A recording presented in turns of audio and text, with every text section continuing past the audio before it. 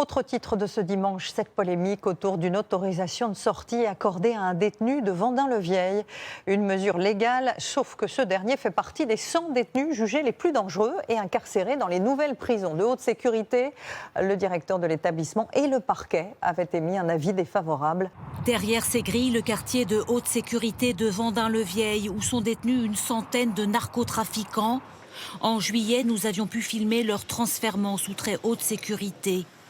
Parmi eux, un homme de 52 ans. Il vient d'obtenir une permission de sortie d'une journée pour demain lundi. Un rendez-vous dans la perspective de sa sortie et d'une recherche d'emploi. Il a pour mission de rencontrer son potentiel futur employeur afin de décrocher un contrat de travail. Mais dans ce cadre, il sera absolument seul, sans surveillance. Il est un précédent, il s'est déjà évadé dans son passé. D'où l'incompréhension des syndicats pénitentiaires.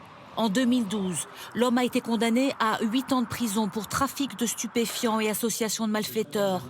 2 ans plus tard, il s'évadait de cette prison de Villepinte à l'occasion d'une visite médicale, écopant de 7 ans pour évasion.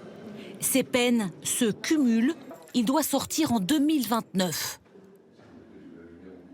Ce qui est absurde dans l'histoire, c'est qu'on a créé des établissements de haute sécurité avec des quartiers de lutte contre la criminalité organisée pour couper les chefs de réseau, pour couper le narcotrafic de la société. Et puis finalement, ces régimes stricts s'opposent à un régime de droit commun qui permet à ces détenus-là, malgré tout, de bénéficier de permission de sortir. C'est juste hallucinant. Le directeur de la prison s'est opposé à cette permission, de même que le parquet de Béthune et le parquet de Douai.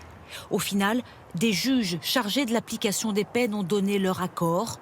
Le ministère de la Justice ne fait pas de commentaires.